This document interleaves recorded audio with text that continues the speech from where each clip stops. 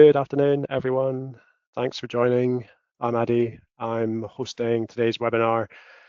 And as is tradition, well, not just the Christmas jumper, but we'll have a couple of minutes to let people get into the call, maybe grab a cup of tea or their lunch. So we'll start probably at 3 minutes past the hour. So if you are already on the call and you want a cup of tea, comfort break, or a chocolate biscuit or whatever, you've got 3 minutes to go and grab something. I'm going to switch my camera off for those 3 minutes and go on mute, and I'll come back on at about 2 or 3 minutes past the top of the hour.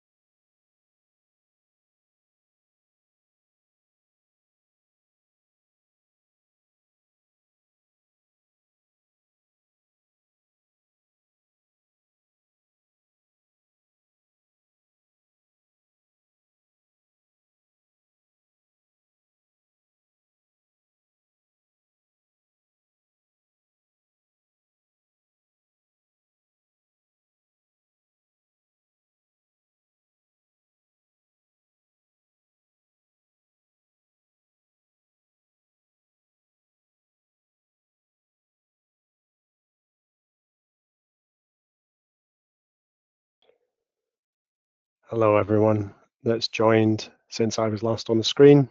It's the Esri Chest webinar, and we're going to start probably in the next minute. Yeah, we've got plenty of time.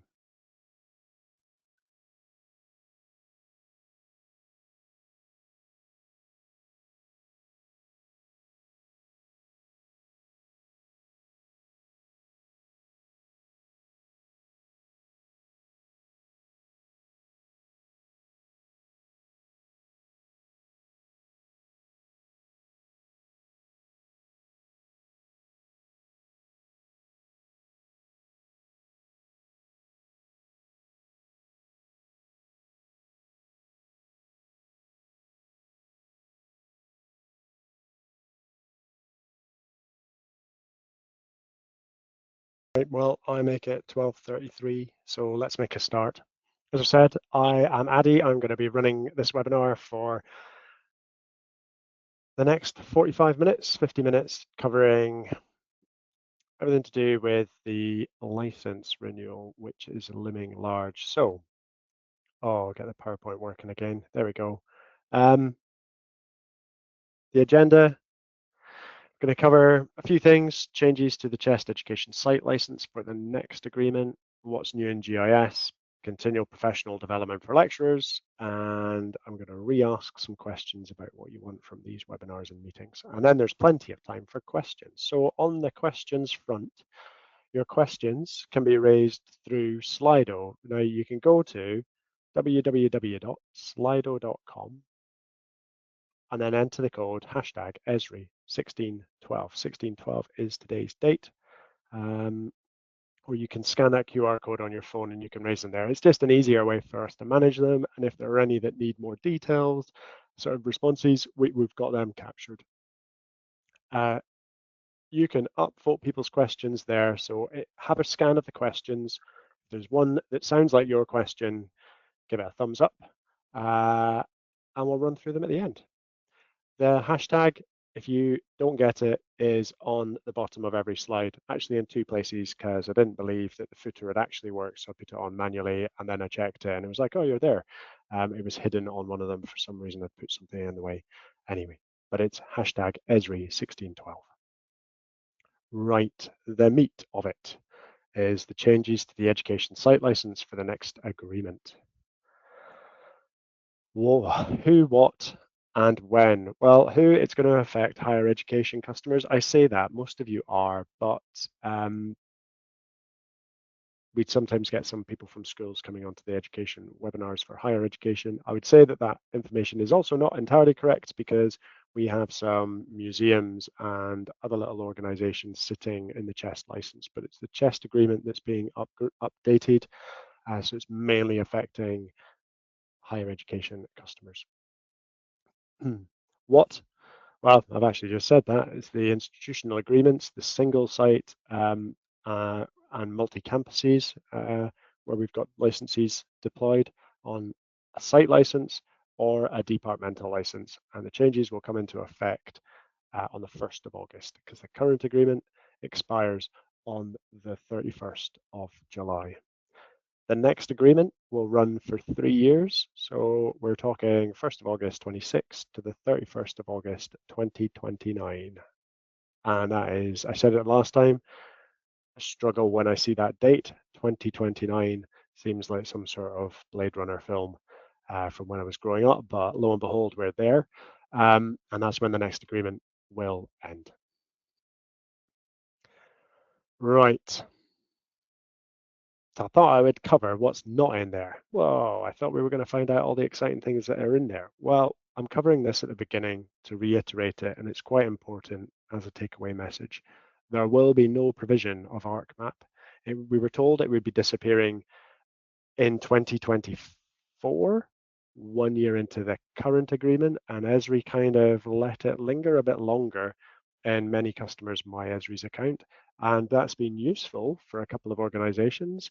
It's caused some confusion as well, I would have to say, but we've got through that.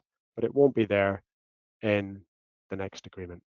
Other things that I'm expecting not to be there are any EFL and ESU codes. They've also been lingering there, but they were meant to have been removed. So they'll be gone. Except, what's he got an exception at the bottom? For universities that have special requirements where they need software that can be deployed without an internet connection, so a true air-gapped solution. You've got a secure data lab. I know a few universities that do have them. The named user license model that is the way forward for Esri in general doesn't really work in that environment, and there will always be an alternative, but you'll have to come and speak to me and we'll have to make a case, and then we'll approach it on a case-by-case basis. New allocations for the new licenses. This is going into the more exciting stuff. We've covered the what's not going to be there. Here's what is going to be there.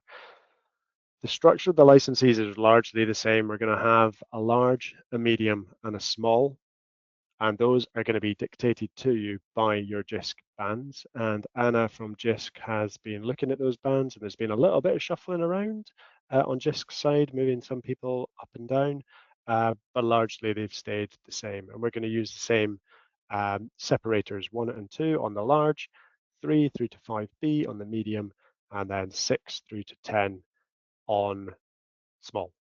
I always get confused when I go through 5A and 5B. Let's find it odd. Hey-ho. What is changing is that where we've had an unlimited site license in the past, it's not going to be unlimited. And that sounds like a real negative, but if you look at small, it still has 2,500 active users, which is more than enough for most institutions. And actually, it's more than most institutions have in their account, and it's certainly more than the active users in any of those small institutions at the moment, active users, and we'll come back to that.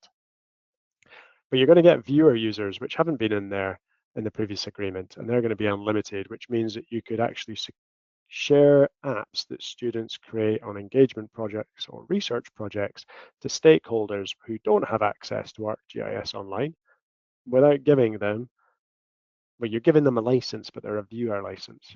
You're not giving them any function. They can't do GIS, but they can consume your stuff behind that ArcGIS login. And that's the utility of that viewer user. And I think that's going to be really significant in the way that we work, mainly in research, but probably in teaching, in partnering with external organizations. The products are roughly the same um, as they have been. I'm still sorting this out with Esri Inc. The classic Appendix A to the license agreement lists all of the applications that are included, and that is just going through a final iteration with Esri Inc. before I can then add in this just a quick couple of UK specific things that we add in, which are also changing. UK data loader, I think, is being retired and being replaced.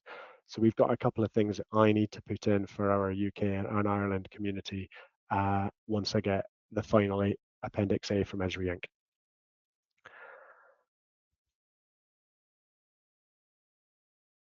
Department licenses are largely oh, I should go back here. The significant drop here will be the credits that you notice. So a small institution is getting 250,000, 500,000 for medium, and 1 million for large. That is quite a big reduction, but I think it's still possible to have an active education program with those allocations if we're careful with what we store as legacy data and have some ring fencing around some of the processing. And we're going to cover that slightly later on in the presentation. But that number is smaller, and I fought hard to get that number as it is. And yeah, that is what it is now. But I think it's manageable. On the departmental licenses, they've stayed largely unchanged. The credits have dropped slightly as well, but they still have 50 users, and you get ArcGIS Online, the apps, ArcGIS Pro, and the extensions. Hopefully that makes sense. So they're still going to be there, and we do have a fair few, I think 12 or 13 institutions on that departmental license. The other main area to focus on for the changes are on the administrative use element of the licenses. And this is it's still a widely underused function of the site license, where your estates and facilities or admissions team could be using GIS to manage their activities. We have previously had 100 in large and 20 in medium and 10 in small, and those have reduced to 20, 10, and 5 for this professional plus user type. Professional plus users get access to ArcGIS Online, ArcGIS Pro, Advanced, and all of the extensions. It's the top tier of commercial user. Previously, you had 100 in large, and now it's 20. So that may seem like a drop, but actually we've added in 100 mobile users. And when you think about that deployment of a GIS, you have a couple of GIS systems developers or analysts or consultants sitting, creating applications and analyzing data. And then in a deployment scenario, you have a lot of people collecting information for you on handheld devices, or consuming the information as a user. They don't need to have the Pro Plus. That's not how commercial licensing has worked. And the changes here reflect that more evolved license, named user license model that we have. And in effect, we've actually got more users, more usable users in the large, and more usable users in medium and in small than we had before. So we've got 120 usable users that can do something useful, whereupon we had 100 before. So we're 20 up is the way to look at this. Doesn't seem like that at times, but you don't need in an estates team, 100 people using ArcGIS Pro and a network analyst extension. What you do need is people to have access to apps, secure apps to share information back into a single source of the truth, and then to be able to use that information when they're out doing their jobs. And that's what the mobile user facilitates. We've also got unlimited viewer users, so that's really interesting as well.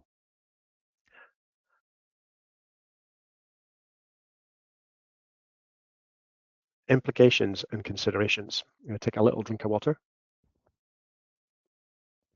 because it is the season of coughs and sneezes. I'm doing pretty well at the moment. Everybody else in my family seems to be ill. So, right, implications and considerations.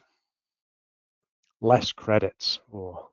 With fewer credits, we need to think more carefully about spring cleaning our ArcGIS Online accounts. That's something that I've thought for quite a long time, and it's difficult to really get people to see that they need to do that if they don't really need to do it immediately. You'll know what I mean. You put off what you can put off, and you do the stuff that you really need to do that day. And a lot of us work in really that reactive mode. We need to be proactive in the run up to the license changes. Um, I've done quite a lot of analysis, as have Esri Inc., and we haven't agreed on all of the analysis, which is interesting. Lo and behold, America is slightly different to Europe, and I think we would all agree that that is the case and probably should stay the case. But it's different in the way that we use and consume credits as well. But what we did agree on was that 20% or less of the credits that most universities consume is on analysis, and 80% of the credits is on storage. So most of those credits are being used to hold things in the cloud, that cloud compute, which in Esri speak is an AWS or an Azure instance that we Esri have to pay for. 80% of our ArcGIS Online costs are storing stuff within that cloud environment. I'd like the analysis to be higher, if I'm honest, because it's a lot easier than doing it in ArcGIS Pro most of the time. But it's the storage which is costing everybody money. And that's what's we have to then look at. And actually, when we drill down into it, looking at the number of active users in a couple of universities, we reckon that about 80% of that 80% is storing data from inactive legacy users, people that haven't logged into their accounts for 2 or 3 years and probably can be deleted. Now, we've got a lot of considerations around how long we have to keep degree submission work, because there might be an external sort of review of a degree. So there's maybe a long tail. A student graduates in June 2026. We might have to keep their data through the whole of 2026 and the whole of 2027 and into 2028. It might be 2 years. So we can delete their data on when did I say, the 1st of June? The day after they graduated 2 years later. That's easier. I've lost my train of dates there. But if you've got a data retention policy of 2 years, you probably need to delete it after 2 years as well. And we need to be thinking about that. So here's some of that analysis that I was talking about. This is a dashboard that I've got access to. Actually, it just gives me a synthesis of what you have access to in ArcGIS Online, which is really useful because I can look across a lot of you and I can see what everybody's up to.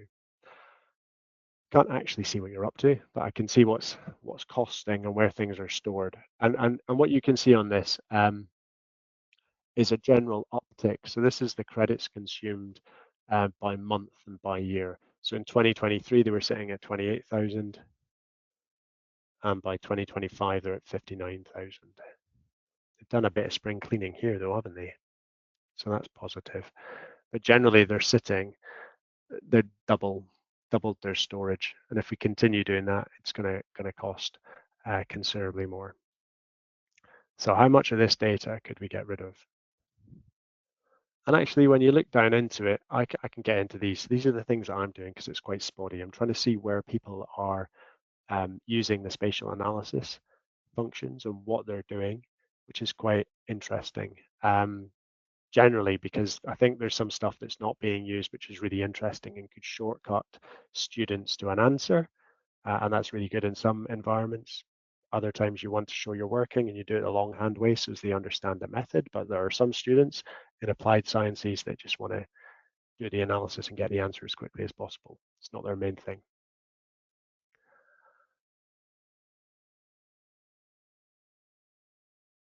In here, I'm now looking specifically at storage. So remember the previous graph. What's he doing? Go back one more. It's 59,000.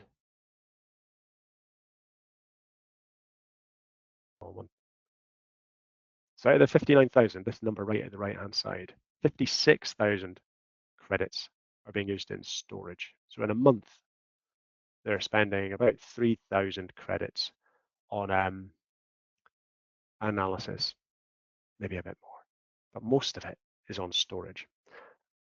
And that's what we need to look at. So here's their credits consumed for data storage. I'm going to skip that one because it's not too interesting. But I'm going to move to this. And this is to give you an idea of what you can do in ArcGIS Online. If you go into ArcGIS Online as an admin and then go to the organization and the settings, you can then have a look at your credit usage. This is my account that we use in the education team. And you can see that we've been pretty quiet. We've not done a lot of analysis, but we're consuming about 200 credits a day in storage.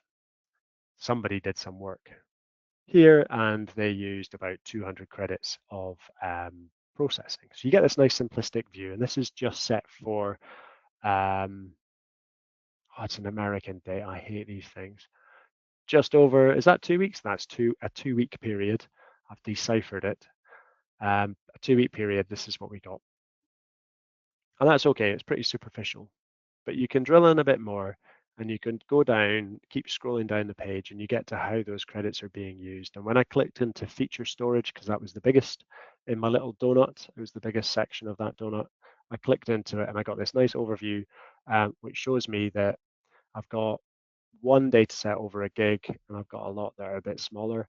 And I can download the data to Excel and I can get a spreadsheet, which might be an easier way for me to interpret really large data sets. And I've highlighted one in particular here, which I think will warrant a bit of investigation, which is Firefly test. The giveaway is the word test, and I've extracted that. And I know that Katie Hall is the owner of that data, and I've got a service URL as well. I went to look at the service page and I can now see the data. I could load it and have a little snoop around, but I can now get access to Katie's email address as well and send them a message. The critical part here that I've highlighted is that the data was not shared. And that's significant to me because that data has been sitting here for quite some time and it is not public. It's not got a dependency in an app. So the question to Katie is this Firefly test data? You still planning to use that? Katie might be planning something big for 2026 and this is the base data. Or it might be, yeah, that was me playing around on a Friday afternoon and it was really cool. And I've used the stuff that I learned out, but yeah, I'll go and delete that. And I can save some credits. And I know that this is really easy when you're in a team of 4. But it's going to be a little bit of a bigger ask when you're in a university with a couple of thousand users. And that's why I want to really work on for the next 6 months with you to support you on that journey. We can also have a quick look at users. That secondary thing of you can identify some data that you want to get rid of, either by size or that it's not shared. But the other thing is, what about my users? I've had a couple of unis ask me, can I just get a list of all of my users? And I can ask them if they're still using it and if they've got some big stuff. How can I get a hold of them? Well, this is the status page, which you get from organization. It didn't autoplay. Oh, how disappointing. It's not playing at all at the moment. This is rubbish. I've got a really lovely video in here. Maybe I'll put it into the story map and then share it. It might just be taking a while to load through GoToWebinar as well, but I'll blame myself. If you click status and then reports, it then gives you a little option to create a report. You can then create a report. Well, you know what? And I would just carry on. It's really easy. Reports, create a report, member, done. But I've no idea where that video is not playing. It was a great video. 25 seconds of ArcGIS Online Admin Tools Gold.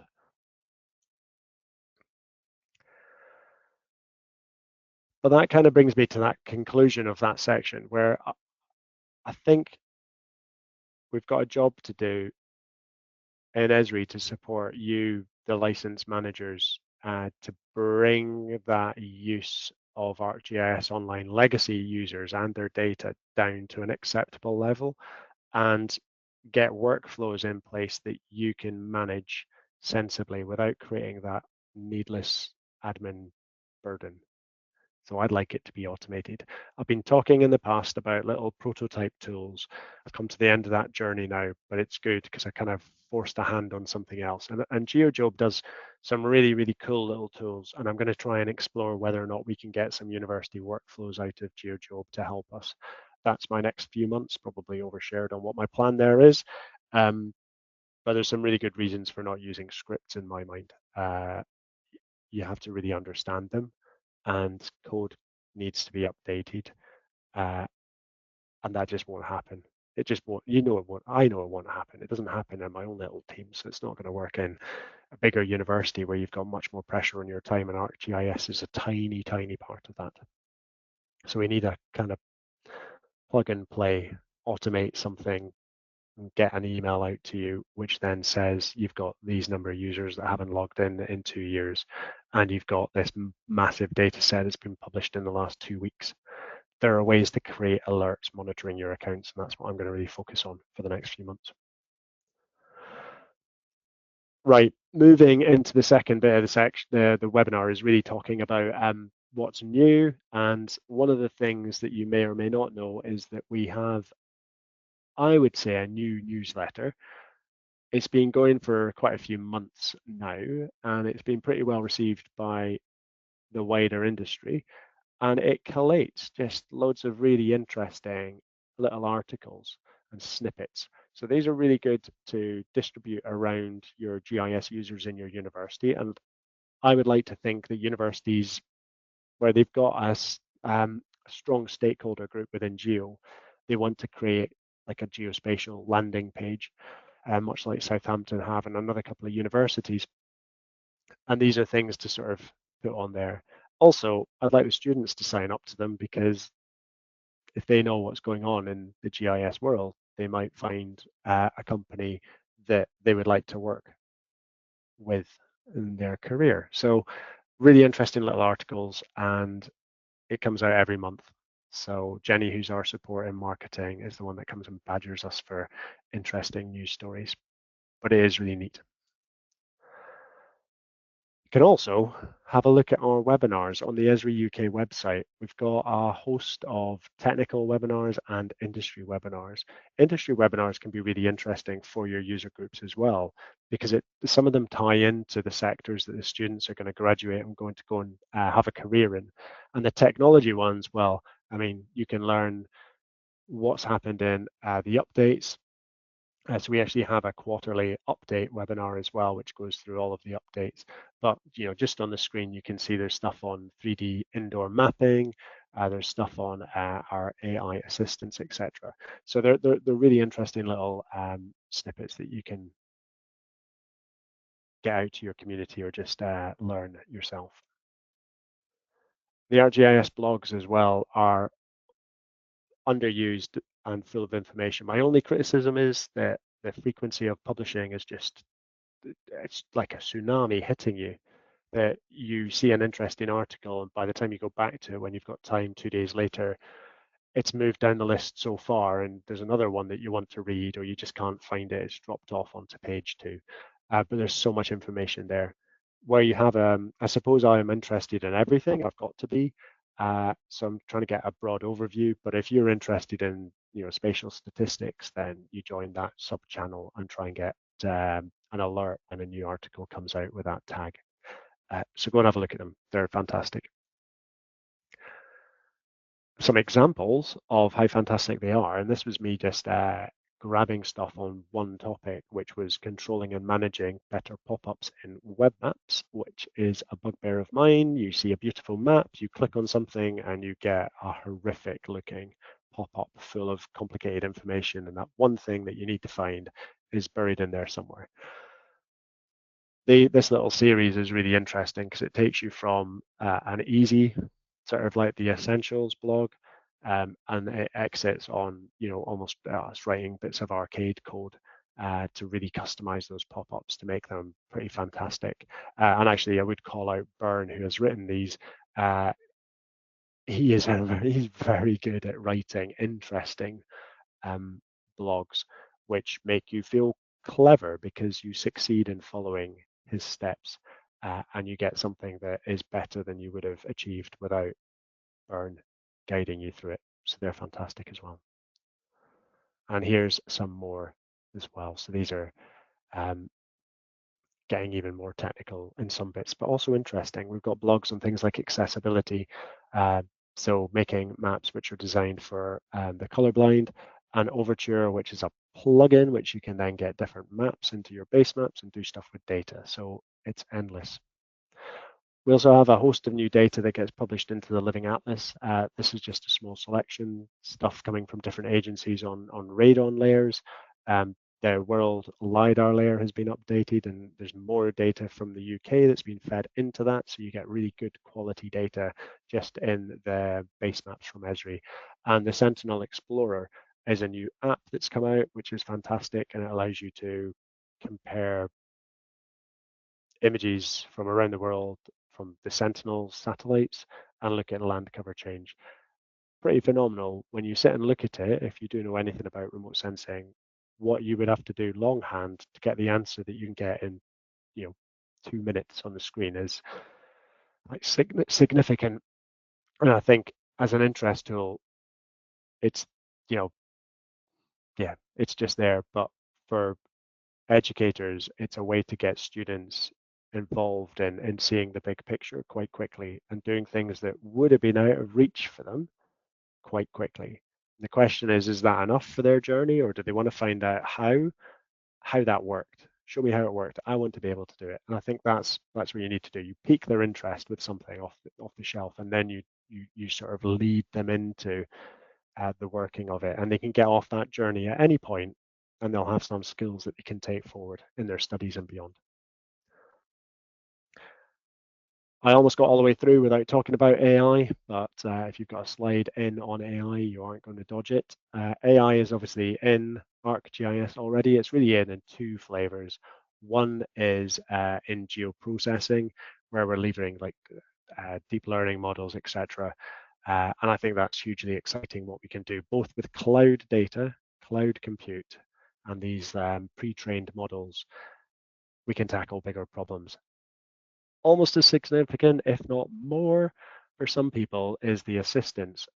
GIS is quite technical, and it's often the answer is there somewhere in our documentation, but if you can find it, that's the real question. That's what's going to affect your success. And I would also say that that is for licensed managers, not just for people doing geospatial analysis. The AI assistants that Esri's put in, they've essentially got their own paid for version of one of the LLMs, and they've tasked it on the ArcGIS knowledge that they own. So the Esri documentation. So it's not going off and finding out of date information created by a random user who is good but not accurate in their information. It's only coming from Esri Inc.'s data and documentation. So it should get you to the right answer quicker. That's its point. And most of us will be old enough to remember Clippy, hopefully. CPD for lecturers. I've got this here because there might be some on the course, but also a lot of you that do the admin role do a great job of conveying information from us in Esri and Esri UK into that community.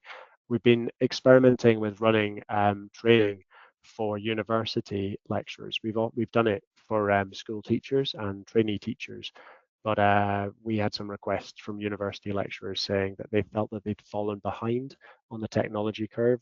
in GIS in general, and they would appreciate some help catching back up and making their teaching, um, giving it a refresh and making sure that they might be on the right path, or they could do something quite quick and easy to their teaching to bring it into this sort of more modern GIS. We ran a test event in London, hosted with the ArcGIS in September, and we want to run another one, but we need to know when and where and how long, what format. I'd have to say that the first couple face-to-face is great because we're not perfect. Our material, we test it on live guinea pigs.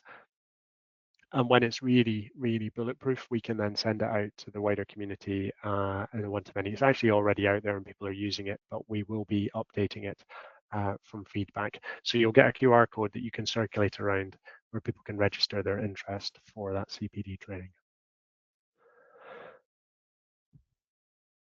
Right, so the last bit that really I wanted to cover was the cadence and the content of these webinars. They're here to support you, and I'm here to support you, and I can only do that well if I know what I'm supporting you with or what you need most help with.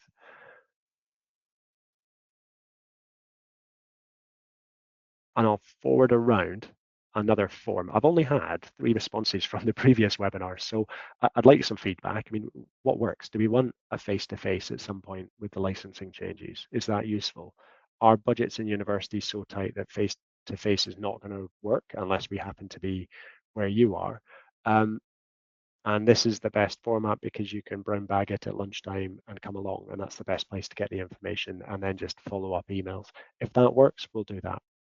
As we're traveling around the country doing other things, if we happen across your uni, we'll try and reach out to you and come in and say hello and have a coffee and sit down and see what's happening. But I'm guessing from the first 2 that came in, they were saying face to face is definitely best, but it's unlikely to be approved. So online webinars, recordings, because you can't always make it, are the best. But we want to hear from you. And I put some topics in there. I suspect it's going to be managing these users and what is coming in the next agreement. And that's it. So now I need to move to the questions, and hopefully there are some. Well, I say hopefully. Oh, we've got some. Right. I may have missed this. Are credits per year or per agreement? That's a good question. I'm going to get clarification because they'll have to clarify that in the documentation as the offer comes out. The historical perspective won't hold going forward because it's a new agreement, if that makes sense. So I will check that, and it will be coming out with the formal license offer, which will hopefully be out in January at least. Yeah. If we use up the allocated credits for the band, can we buy more credits ad hoc? The answer is yes, and the cost of those will be something that we need to determine. At the moment, the costs have been really low, and I don't expect them to be as low because they haven't really covered the cost of the cloud compute. But they were in bundles of 100,000 for about 150, 160 pounds. But they'll be somewhere around that, and we'll have to get that finalized. Any changes to Drone 2 Map Pro? Oh, these are all the interesting, difficult questions. Yes, but I can't really tell you much.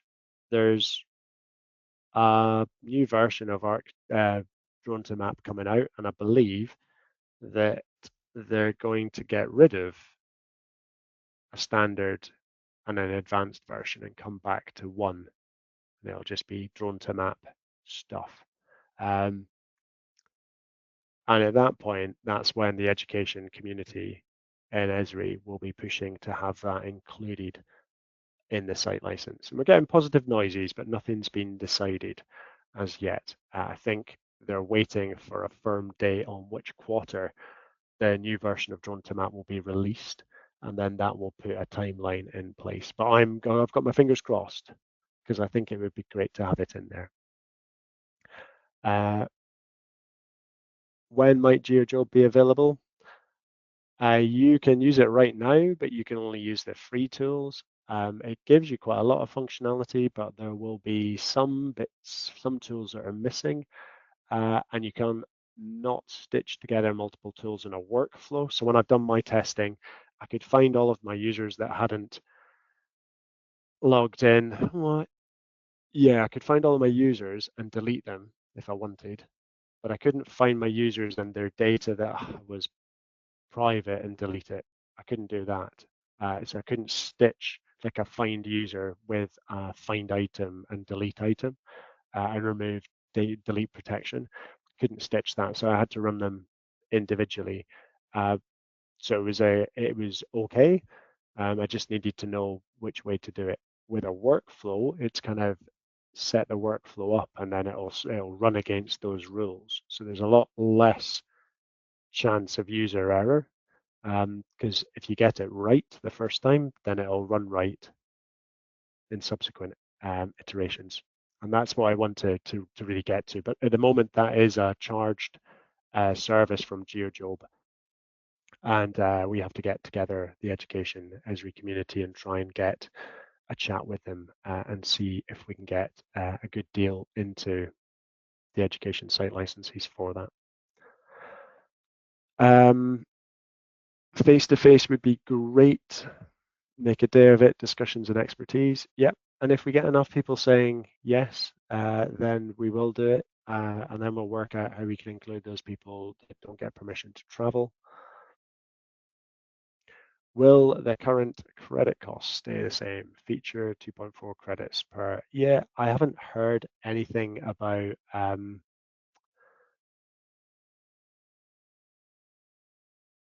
the credit charges going up by features, but I'll look into it because that has a knock-on effect for their cost because yeah, you charge something in pounds, but if it's not storing as much data, then it goes down as well. But yeah, I'll have to have a look into that one. I don't have an answer to that one off the top of my head, Tom. Um, all these things. We still have severe concerns about reduction in licenses for admin use, mainly used to view and edit features using ArcGIS online on desktop. Uh,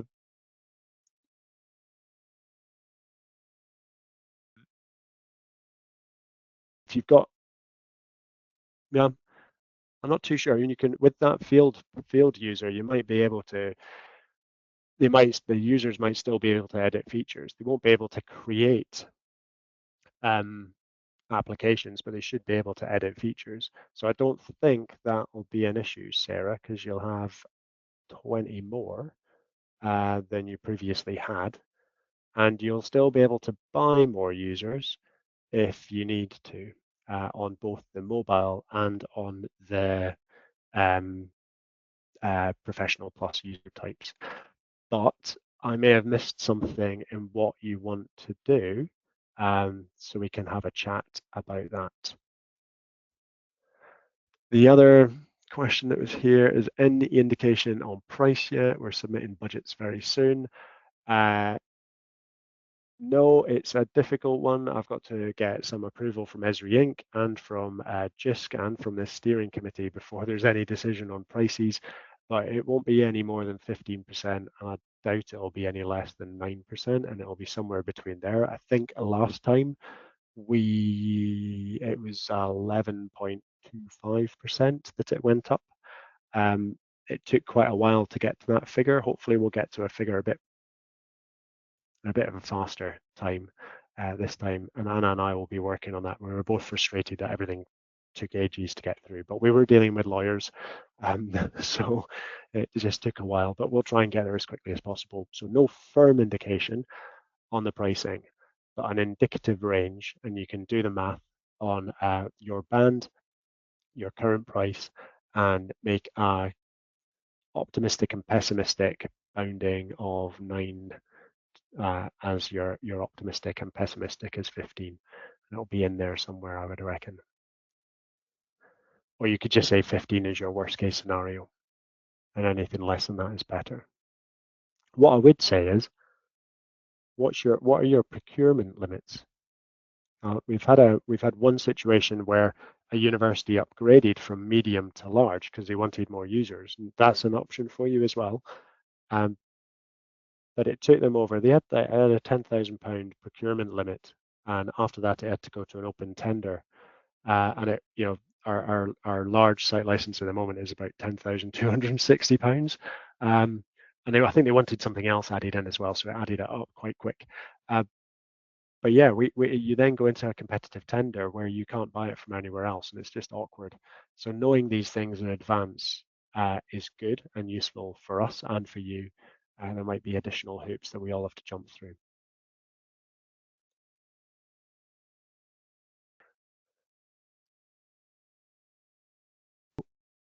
Yeah, yeah, I think I've now answered everything. So, oh, stressful part. Does anybody else have any questions? Or is that enough? I know it's largely the same content as I delivered last time, deliberately to do it again. I did have a bit more information. I think I'm getting somewhere on GeoJob,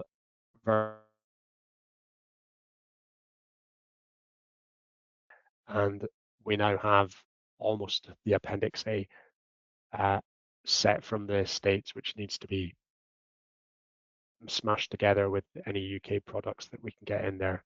And then we have to have the chat about the pricing. Going to check the questions one more time, but if that is it, then we can probably bring things to close 15 minutes early. And you know how to get hold of me. So if you've got any questions, just reach out. And if you want us to have a look at your ArcGIS online account and give it sort of a, ooh, now you'll be fine, or there's lots in there that we could get rid of easily. Just reach out and we'll have like that sit down and look into the back end of it. It's going to be a bit of a journey of discovery for me as well, because I'm going to have to look at, you're all different, the universities, and you use stuff in different ways. And we need to find a route which is going to sensibly manage content and users without being an admin burden. And critically, like the credits have come down because the cost of cloud compute's gone up, and the offer was ridiculously generous before, almost insanely so, and it's come down from that. But most people aren't even close to using their current allocation, and most won't be close to using their future allocations. But as that storage creeps up, like we saw on the graph, you get closer and closer to those thresholds. So yeah, anyway, have a good lunch, and you'll get an email with a link to the presentation and a recording as well. But if I don't see you before, which I probably won't, have a very, very lovely Christmas, and I hope to see you in January refreshed. All right, take care.